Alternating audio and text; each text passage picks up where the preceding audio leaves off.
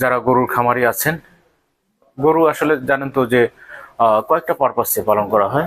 কোনোটা আছে যে মোটা তাজাকরণের জন্য, কোনোটা আছে গাভী দুধ উৎপাদনের জন্য গাভী পালন করা হয়, কোনোটা আছে মোটা তাজাকরণে সেটা ষাঁড় পালন করা হয়।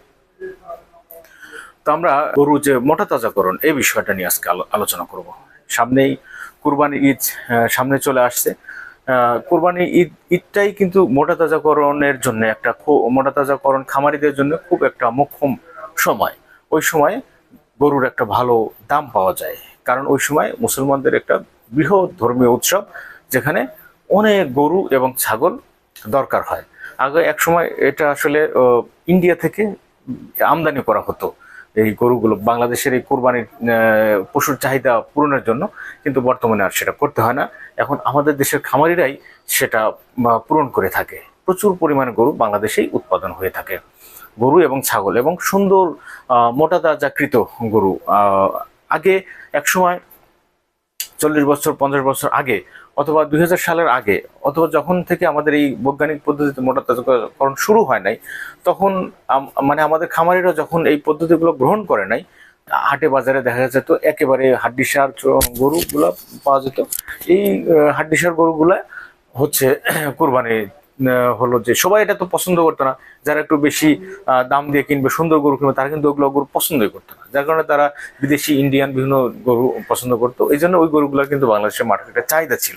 কিন্তু বর্তমানে আসলে আমাদের দেশের খামারিরাই এত সুন্দর সুন্দর গরু উৎপাদন করছে, যার কারণে আমাদের এখন আমাদের গরু দিয়েই আমাদের চাহিদা পূরণ হচ্ছে। ইন্ডিয়ান যে গরুগুলো ওগুলো আমাদের আর দরকারই হচ্ছে না।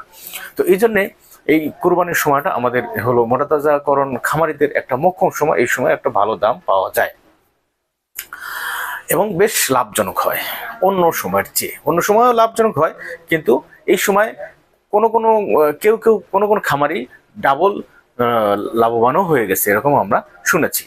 যে ধরেন গরুটা 1 লক্ষ টাকা দিয়ে কিনেছে, 2 লক্ষ টাকা দিয়ে বিক্রি করেছে। এমনকি যদি কিনতে জিতে যায়, ধরেন 1 লক্ষ টাকা দিয়ে যে গরুটা কিনলো, যে ষাঁড়টা কিনলো, সেটা যদি সে কিনতেই যদি পর্তায় কিনতে পারে, ভালো রকম যদি সুন্দর দেখে শুনে যদি কিনতে পারে, ওই বিষয়গুলো আমরা সবাই আলোচনা করব।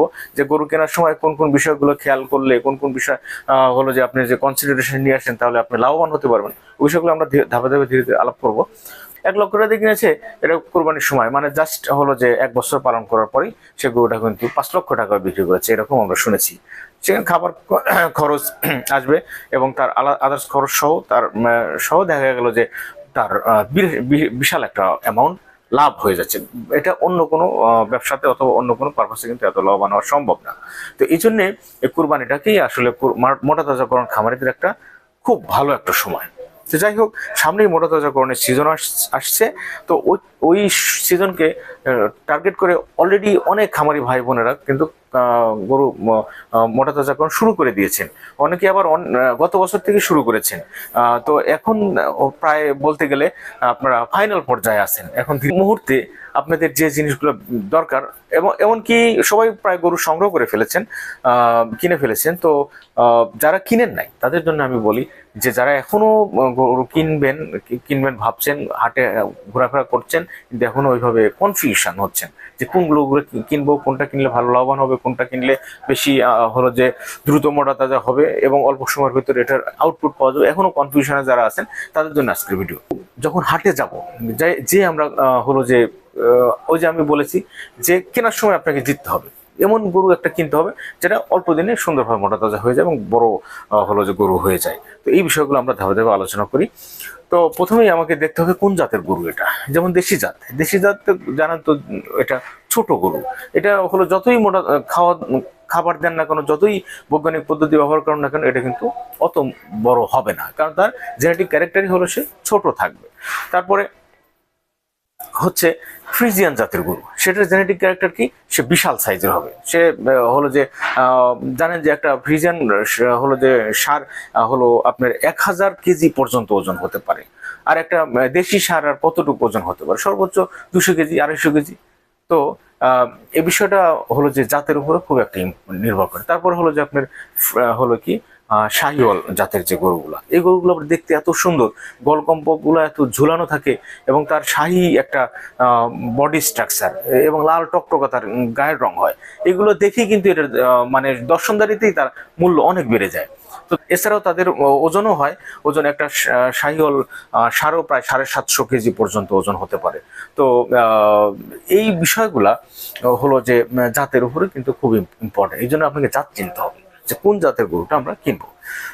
তো জাতের ভেতরে হলো যে আসলে যদি আপনি ওই যে যদি আপনার বাজেট অত বেশি না থাকে, তাহলে কিন্তু আপনি ফ্রিজিয়ান গরু অথবা শাহিওয়াল যে গরু, এটা আপনি কিনতে পারবেন না। ধরেন ওইগুলো গরু একটা সার একটা হলো যে 1 লক্ষের উপরে দাম, কিন্তু আপনার অত টাকা নেই, তখন আপনি কি করবেন? তখন আপনি দেশির মধ্যে যেটা বড় সেটা কিনতে হবে। যেমন দেশির মধ্যে বড় কোনগুলো হয়, যেমন দেশি গরু কিন্তু এটা পাবনা অঞ্চলের গরু, কোনোটা আছে হলো যে নর্থ বেঙ্গল গ্রে ওই অঞ্চলের গরু, কোনোটা আছে হলো মুন্সিগঞ্জ অঞ্চলের, কোনোটা আছে চিটাগাং অঞ্চলের, এরকম কয়েকটি অঞ্চলের গরু এটা দেশি হলেও কিন্তু সাইজে বড় হয়, নর্মালের চেয়ে একটু বড় সাইজের হয় এবং বেশ দেখতে শুনতেও ভালো হয়। তো এই গরুগুলোকে কিন্তু আপনাকে চিনতে হবে। যেমন চিটাগাং অঞ্চলের যে গরুটা রেড চিটাগাং, সেটা কিন্তু আবার হলো একদম লাল টকটকা হবে, তার শরীরের সকল হলো যে বডি পার্টস একদম হাত পা হলো, তারপরে হলো তার শরীরে যে লোম টোম যা কিছু সবকিছু লাল হবে।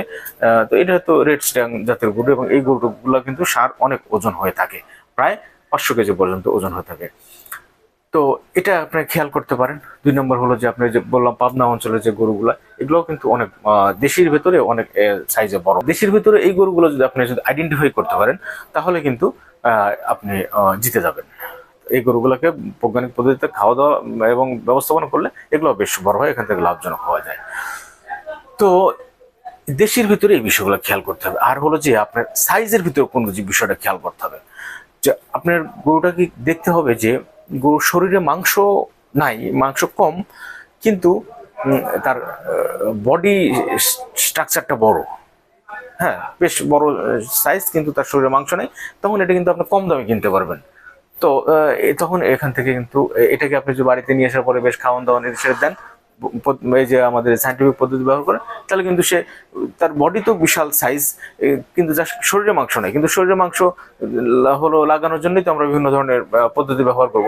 তো করে ফেলবেন, দেখবেন যে এই গরুটা অল্প দিনে অনেকটা বড় ধরনের একটা গরু হয়ে গেছে এবং এটা থেকে বেশ ভালো। ওই যে বললাম যে 1 লক্ষ টাকা দিয়ে কিনে যে 5 লক্ষ টাকা বিক্রির যে বিষয়টা, এগুলো কিন্তু এগুলো ক্ষেত্রে হয়। মানে কেনার সময় দেখা যাচ্ছে যে এমন একটা গরু কিনলেন আপনি যে হচ্ছে বডি লম্বা চড়া, হাতে পায়ে লম্বা এবং সব দিকেই, কিন্তু শরীরে মাংস নাই, হ্যাংলা পাতলা, যার কারণে এটা আপনি কম দামে কিন্তু নিয়ে আসতে পারতেছেন। তো এই বিষয়টা, তো এরকম কেনার সময় এই বিষয়টাকে খেয়াল করতে হবে। তো যাই হোক, আমরা গরু কেনার সময় এই প্রথমেই আমরা জাতটা খেয়াল করব। যদি আমরা ফ্রিজিয়ান জাতের গরুটা পাই তাহলে তো ভালো। যে বললাম যে এটা তো দ্রুত 1000, একটা ষাঁড়ের ওজন 1000 কেজি পর্যন্ত হয়, তার মানে কি এটা বাড়তেই থাকবে বাড়তেই থাকবে। একটা গরু যদি বয়স যদি 3-4 বছর হয়ে যায়, তো এটা কিন্তু হলো 4 বছর পর্যন্ত এটা গ্রোথ থাকে, বাড়তেই থাকে, শরীর বড় হতে থাকে। কিন্তু একটা দেশি গরু সে তো আর অতদিন বড় হবে না, তার গ্রোথ কোনোভাবেই ওই পর্যায়ে যাবে না। তো ফ্রিজিয়ান গরু আমরা কিভাবে চিনবো, এটা তো আপনারা জানেন। অনেক আমাদের বাংলাদেশে এটা তো গরু অনেক অহরহ সব জায়গায় দেখা যায়। এটা হলো সাদা এবং কালোর যে হলো যে ছোপ ছোপ সাদা, যে গরুগুলা সাদা এবং কালোর যে ছোপ ছোপ, এটা হলো যে আপনার ফ্রিজিয়ান জাতের গরু এবং এটা বিদেশি জাতের একটা গরু। এটা হলো যে আপনার ওই চেনার উপায় কি, তার পিঠের যে হলো যে কুচ, যেটা কুচ থাকবে না, একদম সমান হবে এবং তার হচ্ছে কালারটা হবে যে বললাম সাদা এবং কালো, এবং ষাঁড়ের যে বৈশিষ্ট্যগুলো থাকে, পাগুলো হবে সরল এবং হলো যে স্ট্রং, বডিতে কোনো খুঁত থাকা যাবে না। কারণ এটাকে আমরা বলছি যে কুরবানিতে বিক্রি করবো। তো কুরবানিতে বিক্রি করতে গেলে তো আপনার খুঁত গরু নিবে না, কোনো ডিফর্মিটি থাকলে এটা তো নিবে না। আর যে পায়ের হাঁটা চলাফেরা এটা দেখে নিতে হবে যে সে ল্যাংড়ায় কিনা, খোড়ায় কিনা, অথবা খুরা রোগ হয়ে তার ঘা হয়ে গেছে কিনা। খুরা রোগ হয়ে অনেক সময় কিন্তু খুরা নষ্ট হয়ে যায়, এই বিষয়গুলো খেয়াল করতে হবে। তারপরে চোখে হলো যে আপনার আঙ্গুল দিয়ে দেখতে হবে যে চোখগুলো সঠিকভাবে রেসপন্স করে কিনা। দেখা যাচ্ছে যে কোনো এক গরুর এই কৃমিতে আক্রান্ত, এটা কিন্তু চোখে দেখলে অনেক সময় বোঝা যায়, চোখগুলো ফ্যাকাশে থাকবে। তো আর যদি কৃমিতে একটা গরু আক্রান্ত থাকে, তাহলে যদি ভালোভাবে আক্রান্ত হয়ে যায় তাহলে কিন্তু লিভার নষ্ট হয়ে যায়। আর ওই লিভার ওই গরুগুলোকে যতই খাবার দেন না কেন, ওর বেশি কিন্তু মোটা তাজা হয় না। তো কেনার সময় এই বিষয়গুলো কিন্তু খেয়াল করতে হবে।